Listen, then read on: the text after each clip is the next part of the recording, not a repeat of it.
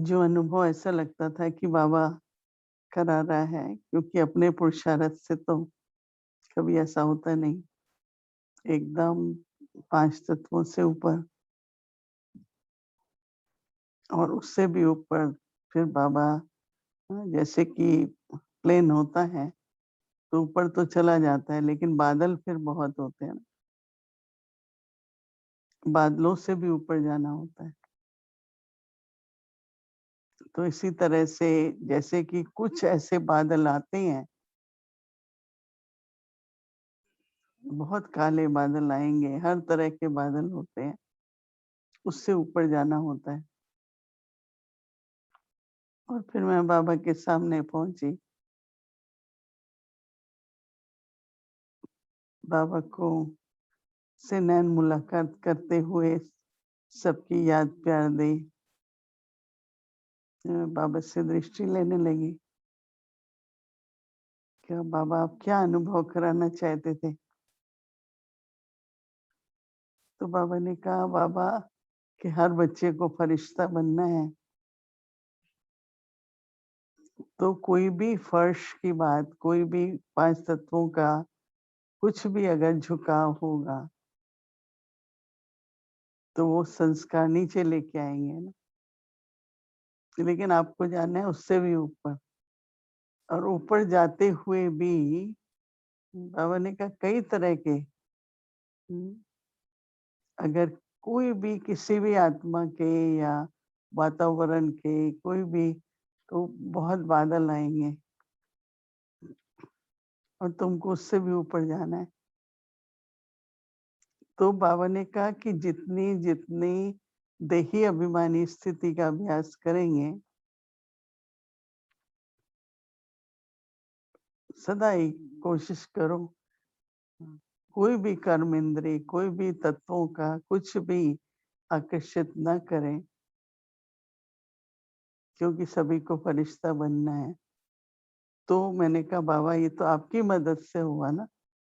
बाबा ने कहा देखो, स्थिति तो बनानी पड़ती है। मदद का अनुभव भी स्थिति के आधार पर होता है। जितना आप स्थिति का अभ्यास करके स्थिति बनाएँगे, तो बाबा आपको आगे फिर पूरी लिफ्ट देगा। क्या बाबा मुझे तो बहुत सहज अनुभव कराए आपने ऐसे, हाँ, सभी को भी कराना चाहिए। तो बाबा ने कहा ज़रूर, क्यों नहीं, सबका हक बनता है, परंतु सबको अपनी बुद्धि और मन को बहुत सूक्ष्म रखना है, जितना हो सके स्थूल में नहीं।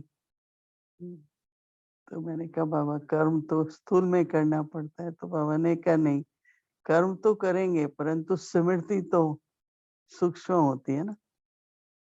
हुँ, तो बाबा ने कहा भोजन बनाते हो बाबा के लिए बना रहे हैं, बाबा को भोग लगाना है, तो स्मृति अगर है तो वो तो सूक्ष्म है। तो ऐसे करके फिर मैंने कहा बाबा भोग लेके आई हूँ आपके प्रति और यीशु दादी के प्रति। बाबा मुस्कुराने लगे और यीशु दादी को वहाँ इमर्ज करके बाबा ने कहा, बच्ची तुम्हारे प्रति ये भोग आया है। तो बहुत ही खुश हो रही थी, बहुत ही जैसे बहुत संतुष्ट थी। तो उसके बाद फिर बाबा ने कहा कि देखो, कई साल की तपस्या के बाद आत्मा जो है वो हर बात से उपराम हो जाती है। तो यीशु दादी की एक ऐसी स्थिति थी कि वो हर बात से उपराम थी, सिर्फ शरीर से पार्ट बजा रही थी यज्ञ के प्रति। तो आप सभी भी यज्ञ के प्रति जो सेवा है, जो ड्यूटी है, वो तो सबको बजानी ही पड़ेगी अंत तक। लेकिन अपनी स्थिति जो है, वो उपराम रखो। जितना स्थिति उपराम रखेंगे, अनासक्त रखेंगे, आपको बाबा की बहुत-बहुत मदद मिलेगी। ऐसा कहते हुए बाबा ने सभी के लिए याद प्यार दी और मुझे भी बहुत अच्छा लगा कि बाबा अगर ऐसे ही अनुभव कराता रहे, तो बाबा ने कहा क्यों नहीं कराएगा बाबा, राइट? लेकिन थोड़ा अभ्यास करो, सूक्ष्म बुद्धि रखो तो बाबा बहुत तरह से मदद करेगा।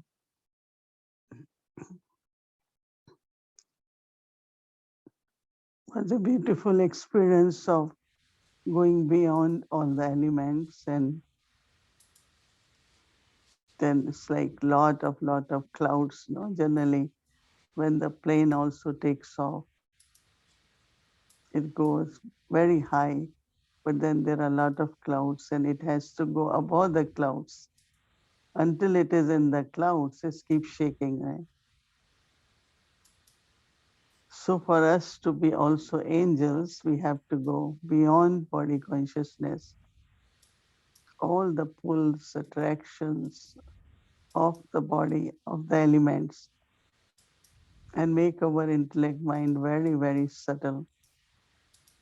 And then Baba said, all these dark clouds of different kinds, but then you have to go above them.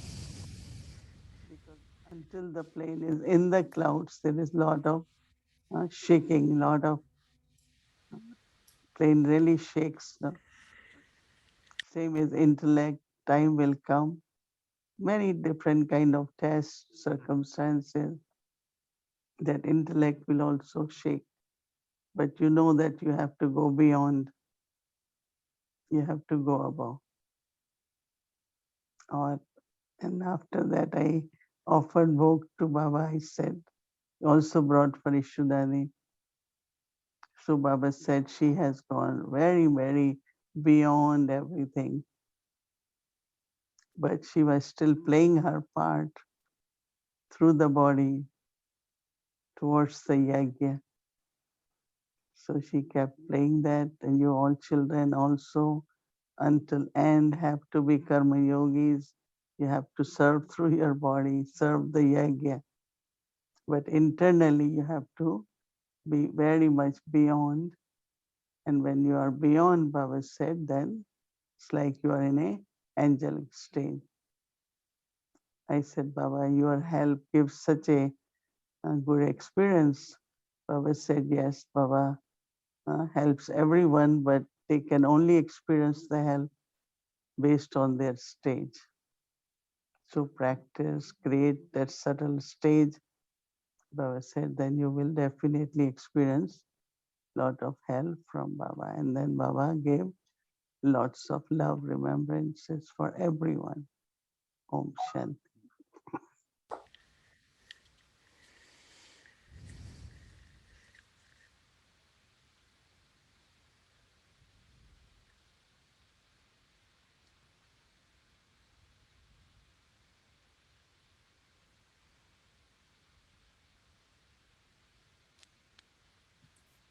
Om Shanti welcome to Om अव्यक्ति शांति। परिवार। आपका स्वागत है अव्यक्ति परिवार में। आज है 14वां दिन अमर कथा, The human world tree, discovering Chaitanya Rachna how the tree expands. Now, झाड़ की। और अब join देखते हैं कैसे ये झाड़ वृद्धि को पाता है।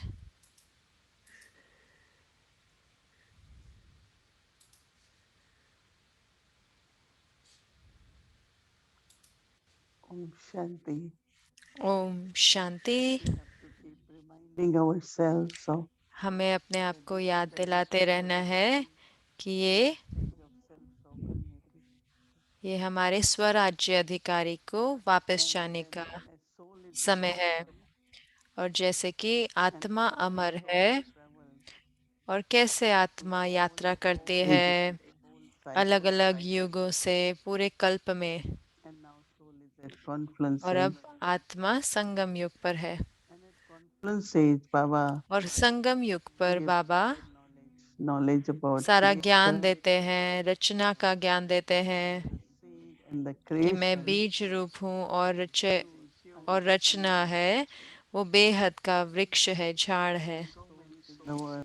कितनी सारी आत्माएं हैं Like a विश्व different में, different leaf. जैसे कि अलग अलग पत्तियां। I know coming to मुझे Jnana पता Yoga, है ज्ञान में आने से पहले बहुत हम में से हम भक्ति करते थे। I used to worship so many मैं gods and भक्ति करती goddesses, थी इतनी सारी देवी but every देवताओं की, goddess, every हर god, देवता देवी की और and देवता की। to be और संकल्प होता था कि कोई भी रह ना जाए, मुझे हर एक देवी देवता को खुश करना है, भगवान कृष्ण को, लक्ष्मी नारायण को।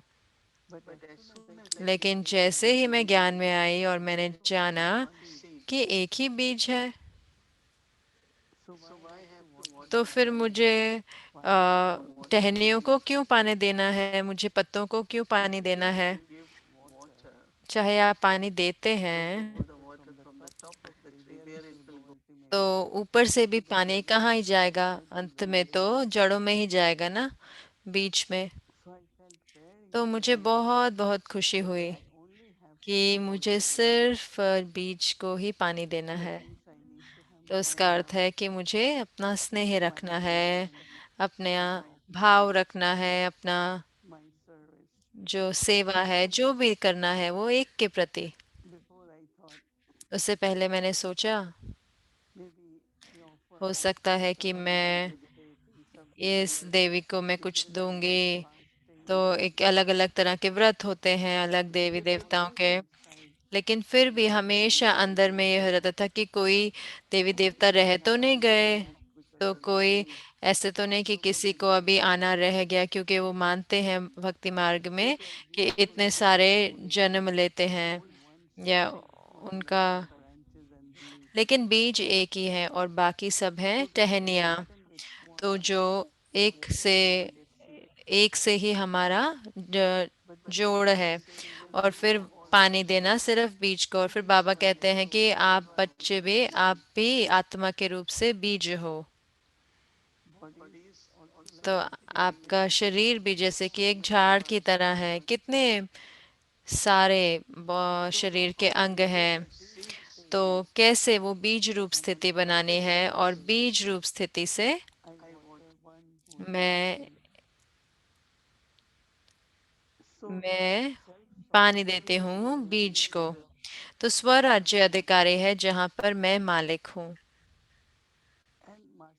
और मालिक का अर्थ यह नहीं कि कंट्रोल करने वाला, लेकिन सब कुछ मेरे ऑर्डर के अनुसार हो, मेरे ऑर्डर प्रमाण हो। और इन दिनों हम अनुभव करते हैं कि जैसे ही चाहे हम एक कमजोर संकल्प को भी आने देते हैं, तो जैसे कि उसके पीछे, कमजोर संकल्प के पीछे एक बहुत बड़ा तूफान होता है, फिर इतने सारे आ जाते हैं, इतने आ जाते हैं। और फिर जब तक हमें महसूस होता है तो हम वो जैसे ही मन सही रीति नहीं सोच रहा होता, क्योंकि उसमें कोई भावनाएं आ जाती हैं या कोई प्रभाव आ जाता है, तो फिर वो दूसरी दिशा में चला जाता है। तो मैं तुरंत कहती हूँ कि नहीं, मैं इस तरह नहीं सोचूंगी, क्योंकि फिर वो जैसे कि मैंने बताया कि सब कुछ जो भी हम सोचते हैं वो उसी दिशा में सोचने लग जाते हैं, जो हो सकता है सही हो, लेकिन हो सकता है नहीं सही तरीके की सोच हो।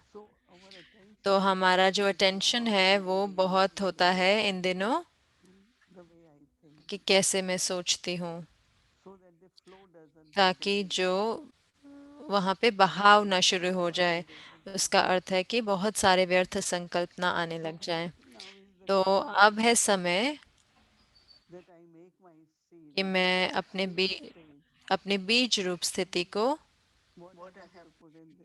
तो क्या करना है, मुझे बीज में क्या डालना है? स्नेह, शांति, खुशी, शुभ भावनाएं, शुभकामनाएं। क्योंकि coming like I can see self-sovereignty being claimed. तो जैसे कि वही बीज द्वारा स्वराज्य अधिकार प्राप्त हो रहा है, तो मैं जानती हूँ कि कैसे दिशा देनी है अपने मन को, अपने बुद्धि को, अपने सारे जो शरीर के, देह के अंग हैं, किस तरफ जाना है, कहाँ जाना है, कब रुकना है। लेकिन उसके साथ साथ आप सोच के देखें कि मैं भृकुटी के बीच में बैठी हुई हूँ, अधिकारी के रूप में, मालिक के रूप में, और स्पष्ट निर्देश, डायरेक्शन दे रही हूँ। तो ये जो संस्कार हैं स्वराज्य अधिकारी के मालिकपन के, तो मेरे अपने ऊपर ना, ऐसे नहीं कि दूसरों को कंट्रोल करना है, लेकिन जितना मैं स्वराज्य अधिकारी होती हूँ तो मैं औरों के लिए भी अच्छा उदाहरण बन सकती हूँ। लेकिन अगर मैं आधारित हो जाती हूँ या निर्भर हो जाती हूँ, अगर मैं औरों को कहती भी हूँ तो वो उनको मदद नहीं करेगा, तो अब है समय उस स्वमान में रहने का। एक और उदाहरण है जो वृक्ष का है, वो है कि प्रेम स्नेह हर आत्मा के प्रति जो विश्व की है। जैसे बीज एक है तो उसका जो तना होता है वो भी एक होता है, और तना तना होता है दिव्यता से, दिव्यता का, यानी कि देवी देवता धर्म का। तो सारी जो टहनियाँ हैं, टाल टहनियाँ, वो तने से निकलती हैं। तो उसका अर्थ है कि कहीं ना कहीं हर आत्मा में वो पवित्रता की विशेषता है, स्नेह की विशेषता है, वो गुण है। और जो जो जो धर्म स्थापक आत्माएं भी हैं सारे सारे धर्मों की, वो भी बहुत गहरी रीति से जुड़ी हुई हैं द- देवी देवताएं आत्माओं से। तो हम हैं जिन्हें पालना करनी है, हम देवकुल की आत्माएं हैं। तो हम बीज से लेते हैं और फिर हम पालना करते हैं सारे विश्व की आत्माओं की। तो कई देवी देवता बनेंगे और फिर वो आएंगे और वो बाबा के बनेंगे, और कई सिर्फ ज्ञान लेंगे और या मन मना भाव का मंत्र लेंगे। लेकिन ऐसा जरूरी नहीं है कि वो फॉलो करेंगे सारे मर्यादाओं को, उस पर चलेंगे, to sustain लेकिन that. हमें फिर भी उनको पालना करनी है। तो पालना उनकी जो जो देवी देवता धर्म के हैं, और पालना करनी है सर्वात्माओं की सिर्फ स्नेह से, शांति से, शांति बांटते हुए। और ये जो दोनों विशेषताएं या गुण हैं, वो हमें सर्व आत्माओं के साथ, जो विश्व की आत्माएं हैं उनके साथ बांटनी है। और उसका अर्थ है कि मैं बीज को पानी देती हूँ और बीज से ही पाती हूँ, और सेवा करते हैं अपने अनादि, सेवा करते हैं अपने आदि गुणों से। सर्व आत्माओं की सेवा संकल्पों से, शब्दों से और कर्मों से, कहीं ना कोई रीति से। तो वही मुझे अपने आप को याद दिलाते रहना है कि ये पूरा बेहद का परिवार है और मुझे उनकी पालना करनी है। ओम शांति।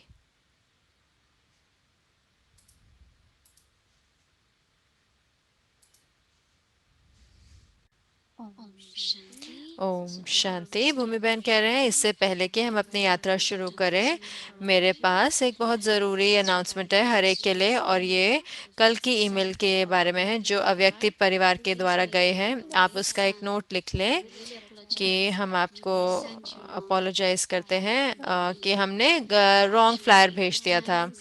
जो समय है जो भेजा गया था ईमेल में वो सही नहीं था, तो ध्यान रखें कि आपकी समय जो है उसका सही है। जो फ्लायर है ये वाला सही है, और जो समय है न्यूयॉर्क टाइम में 4 बजे, न्यूयॉर्क ईस्टर्न टाइम में 4 से 5:30, और ब्राज़ील का समय रहेगा 5 से 6:30 बजे, और ऑस्ट्रेलिया का टाइम रहेगा 6 से 7:30 सुबह के समय, May 17। तो जो आपको फ्लायर मिला है उसमें 6 to 7:30 लिखा हुआ है, तो वो समय नहीं है। तो ये संडे को रहेगा 4 से 5:30 बजे तक शाम को। तो इसके लिए माफ़ी चाहते हैं कि ये बिग मिस्टेक है, लेकिन ड्रामा अनुसार एक्यूरेट है। तो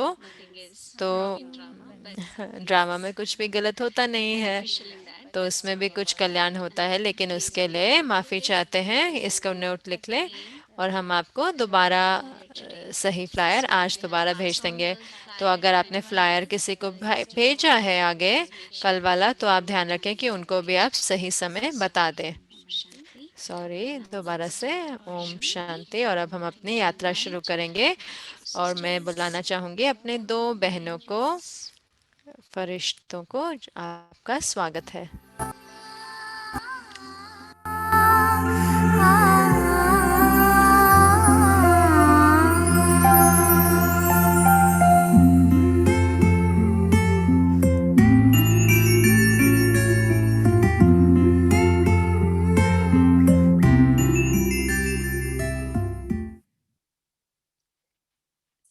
number 14, discovering how the tree expands.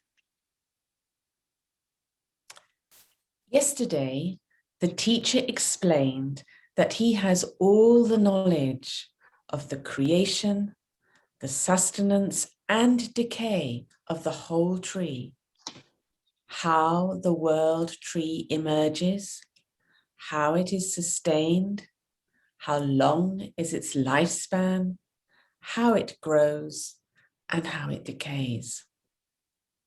It seems that as all souls, we all come into the tree of life from our home at our designated time and expand into this huge, diverse tree, going from essence into expansion.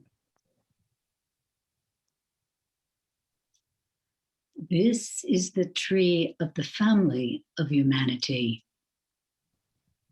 At the time when the trunk is growing, the human family is small and unified, and the very atmosphere is infused with peace, purity, and happiness. It is at this time that the living beings are divine and called deities. They और live Divya होते हैं और उनको देवता कहते हैं। वो रहते हैं स्वराज्य अधिकारी के रूप में अपने स्वाभाविक पवित्रता में। जो देवताएं हैं वो सतयुग और त्रेता युग में होती हैं और ये युग इसको स्वर्ग कहते हैं और ये तना है वृक्ष का। इस समय पर एक विश्व, एक धरती, एक आकाश, एक सागर और एक अद्वैत राज्य होता है। जो तना है वो है सत्य का धाम, पूरी तरह से निर्विकारी और अहिंसा भरा। और फिर पवित्रता की बीच की युग आता है जहाँ पे चैतन्य आत्माओं को अब देवता नहीं कहते, अब उनको मनुष्य आत्माएं कहते हैं द्वापर में। और अब टाल टालियां निकलनी तने से शुरू होती हैं। विशेष आत्माएं आती हैं नए धर्मों की स्थापना के लिए और जैसे ये करते हैं नई तने निकलते हैं इस मनुष्य आत्माओं के वृक्ष पे, जो इन नए तनों के जो स्थापक हैं, जिनके नाम और कहानियां पूरे विश्व में प्रसिद्ध हैं, इब्राहिम, बुद्धा, क्राइस्ट और मोहम्मद। और इतने सारे हैं जो उतने जाने नहीं जाते, लेकिन वो भी नई टाल टहनियां बनाते हैं। जैसे एक एक धर्म स्थापक आत्माएं परमधाम से आते हैं, इतनी सारी आत्माएं जो उन धर्मों की हैं वो उन धर्म स्थापक आत्माओं को फॉलो करती हैं। जो आते हैं उन धर्म में आती हैं, वो नई होती हैं, शुद्ध होती हैं और जो अंधेरे से और भ्रम से अछूत होती हैं, वो नई आशा और ज्ञान लेके आती हैं दुनिया में। और इसलिए शाखाएं बढ़ती हैं और वृक्ष वृद्धि को पाता है और तब तक जब तक उसमें विभिन्न भाषाएं, संस्कृतियां, विश्वास और समझने के तरीकों के साथ होता है। अब कलयुग में यह वृक्ष बहुत बड़ा, बेहद की किस्म का है। शाखाएं जो अनेक प्रकार के धर्म हैं, और पत्ते अनगिनत मनुष्य हैं जो सैकड़ों और हजारों की मात्रा में बढ़ते रहते हैं। जहाँ वृक्ष के आरंभ में सिर्फ एक तना होता है, मानव जाति का परिवार अब इतने सारी शाखाओं द्वारा, टहनियों टाल टहनियों द्वारा इतने परिवार हैं। जब इतने सारे परिवार होते हैं तो जरूर से उनमें संघर्ष होता है। छोटी छोटी बातों पर लड़ाई जारी रहती है और अंत में गृह युद्ध की ओर ले जाती है।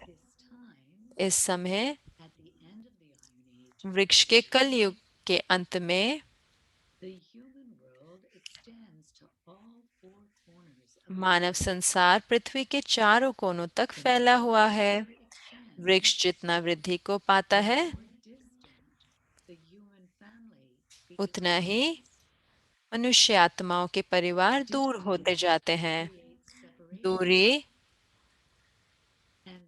अलगाव पैदा करती है और एक मनुष्य आत्माओं का परिवार अब विभिन्न समूहों का एक खंडित परिवार बन जाता है।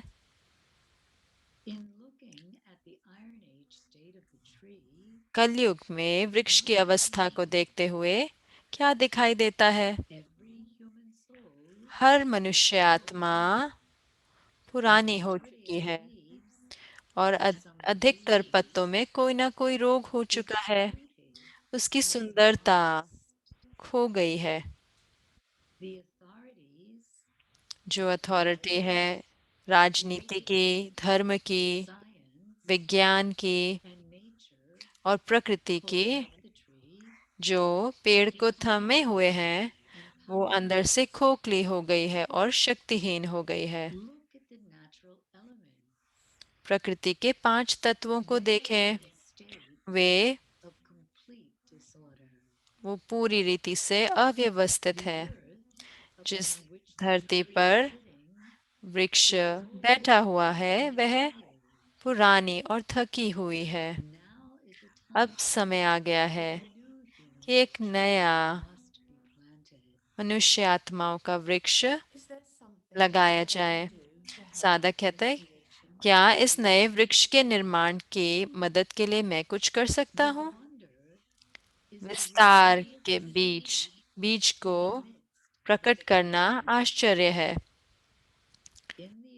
विस्तार में बीज गुप्त हो जाता है। अब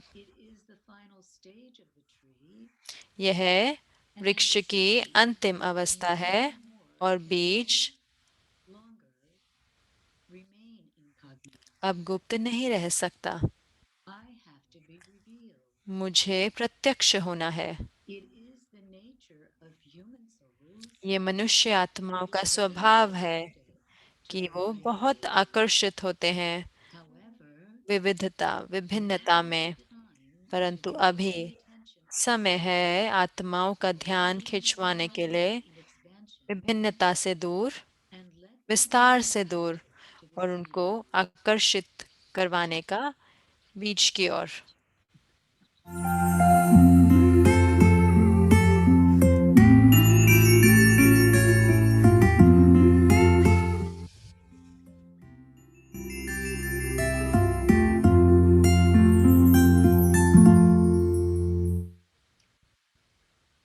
Om Shanti.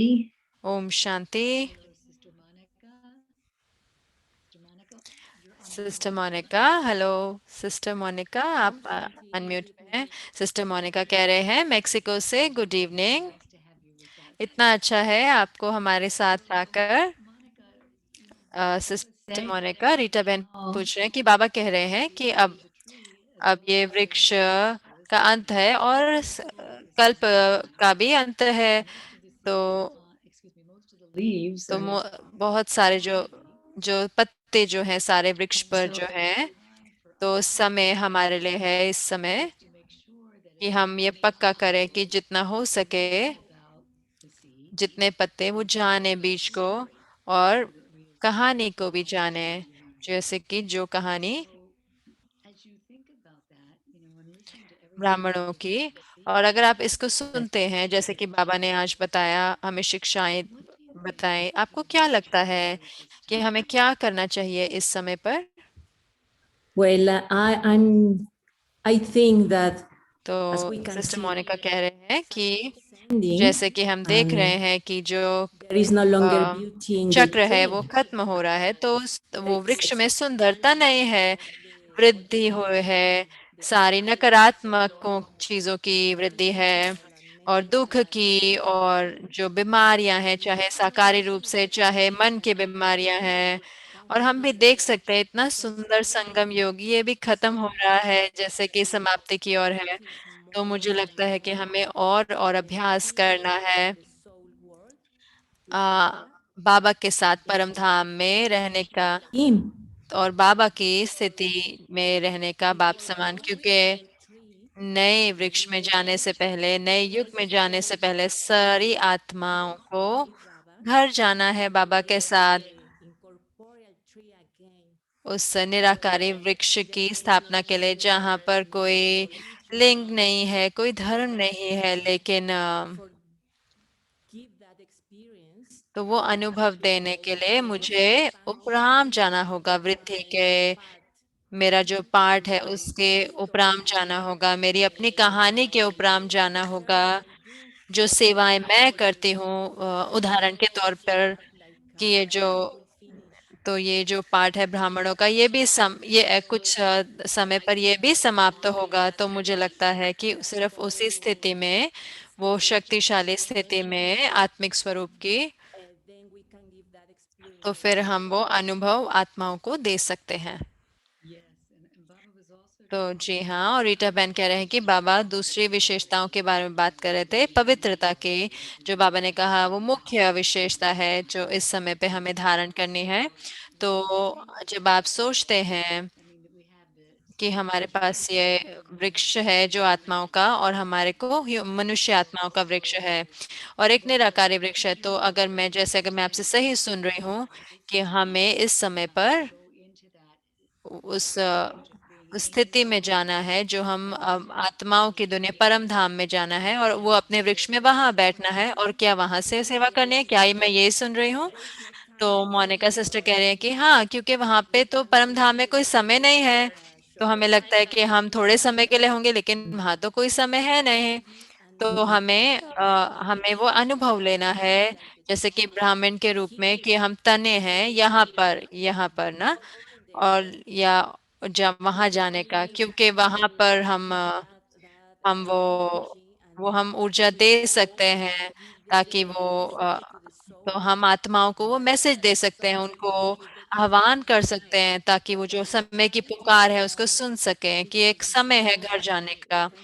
क्योंकि हम देख सकते हैं कि इतने सारे युद्ध है ना, कितने सारे आपस में जो भिन्नताएं हैं, चाहे धर्म है, कितने सारे भिन्नताएं हैं। तो हमें उन सबको आह्वान करना है, आत्माओं को प्रेरणा देनी है, पर हमारा जो पार्ट है जो ब्राह्मण का भी, तो उससे भी, तो रीटा सिस्टर कह रहे हैं कि जैसे आप उससे बता रहे हैं, इतना सुंदर रीति से आप बता रहे हैं कि अगर हम सही में उसे कर पाते हैं, तो वो सही से हमारे, तो वो जो फाउंडेशन लगाता है कि हम एक हैं सारे, जैसे कि आत्माओं के रूप से। तो तो और अंत में वो सब कुछ जो है, जो सब हम अलग हो गए हैं, जो अभी तक हम अनुभव करते हैं हम सब अलग हैं, वो सब जैसे कि पिघल जाता है और हम वापस से शुरू के में चले जाते हैं। तो सिस्टर मोनिका कह रहे हैं मैं सही में महसूस करती हूँ अपने दिल से। तो सिस्टर रीटा कह रहे हैं धन्यवाद वो बताने के लिए, ये बहुत अच्छी अपनी शेयरिंग के लिए। Om Shanti.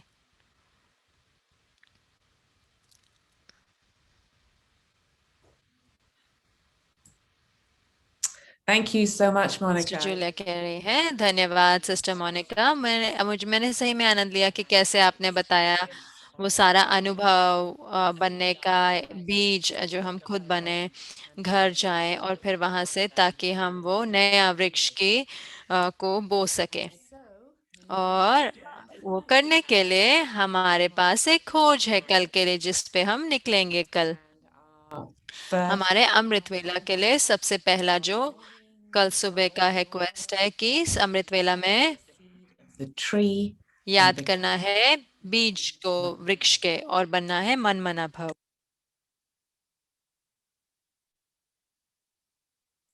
and then as we travel through our और फिर day, जब हम पूरे दिन में यात्रा करेंगे, पूरे दिन में कल ट्रैफिक कंट्रोल के समय no attraction to the expansion, कोई भी विस्तार की ओर आकर्षण नहीं, beautiful that सिर्फ एक।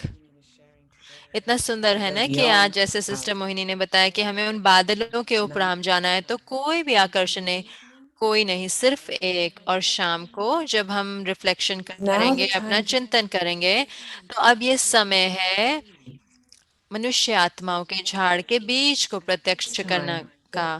तो क्या है ये इस समय पे जो मुझे करना चाहिए ताकि सारी आत्माएं बाबा को जान जाएं कि बाबा वो बीज है, वो पिता है, सारी आत्माओं का पिता बाबा बीज रूप है।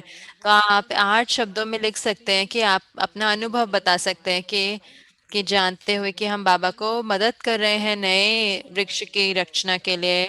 या एक पिक्चर बना सकते हैं, एक शब्द के अराउंड वो पिक्चर बना के कि जो आपकी भावनाओं को आपकी भावनाओं को उभारता है। तो पूरी वृद्धि से, विस्तार से सार की ओर। ओम शांति। तो कल है 15वां दिन, 14वां स्टेप।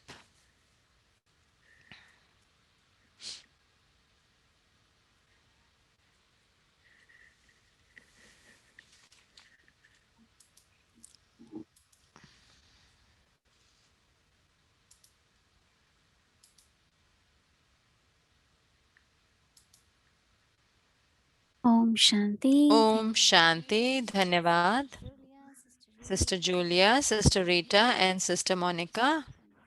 तो इतना सुंदर आपने हमें बताया और अब हम अपनी अव्यक्ति यात्रा शुरू करेंगे। आपका स्वागत है व्यक्ति यात्रा में। बाप दादा का दिन। आप हमारे माँ और बाप हैं। और मधुबन में भी 4 धाम है। तो 4 धाम किए। पांडव भवन में देखो 4 धाम है। जो भी आते हो पांडव भवन तो जाते हो ना। एक शांति स्तंभ धाम, दूसरा बाप दादा का कमरा, ये सने का धाम, और तीसरा झुपड़ी, ये सने मिलन का धाम, और चौथा हिस्ट्री हॉल। तो आप सभी ने 4 धाम किए। अच्छा, तो मान भाग्यवान तो हो ही गए।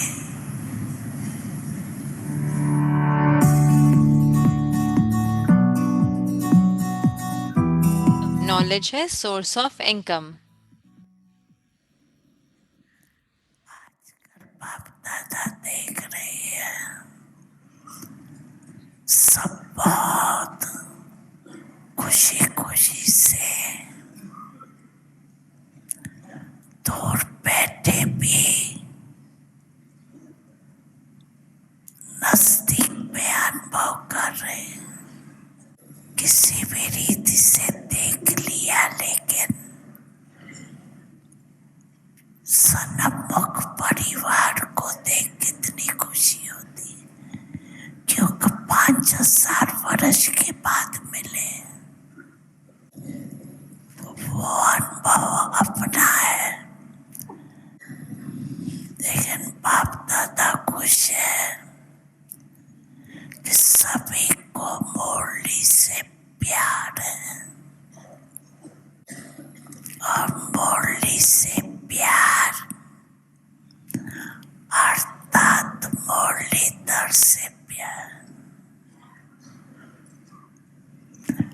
कोई कहे मुरलीधर से तो प्यार है, लेकिन मुरली कभी कभी सुन लेते हैं। बाप दादा कहते हैं, बाप दादा उसका प्यार नहीं समझते।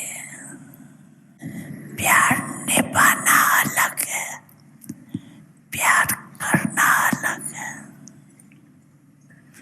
जिसको मुरली से प्यार है, वो है प्यार निभाने वाले। और मुरली से प्यार नहीं तो प्यार करने वालों की लिस्ट में है, निभाने वाले नहीं। अच्छा, तो चारों ओर के सनई बच्चों को लवली और लवलीन दोनों बच्चों को सदा बाप की श्रीमत फरमान हर कदम में कदम जमा करने वाले नॉलेजफुल पावरफुल बच्चों को सदा स्नेही भी और सम्मानदारी भी ऐसे सदा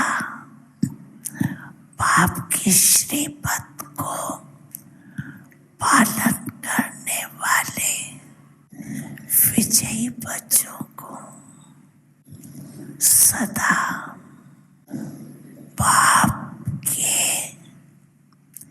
हर कदम पर कदम उठाने वाले सहज योगी बच्चों को बाप दादा का तो याद, प्यार और नमस्ते।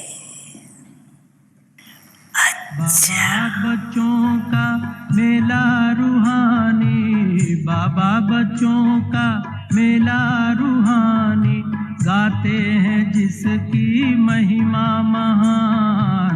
भागवत शास्त्र और वेद पुराण, भागवत शास्त्र और वेद पुराण। प्यारा मधुबन मेरी आंखों में छा गया, दिलवाला मधुबन का बाबा, दिलवाला मधुबन का बाबा दिल में समाया है। मधुबन कितना मधुर मधुर है, मधुबन कितना मधुर मधुर है। सदा ये आँखों में छाया है, सदा ये आँखों में छाया है। दिलवाला मधुबन का बाबा, दिलवाला मधुबन का बाबा दिल में समाया है। मधुबन कितना मधुर मधुर है, मधुबन कितना मधुर मधुर है।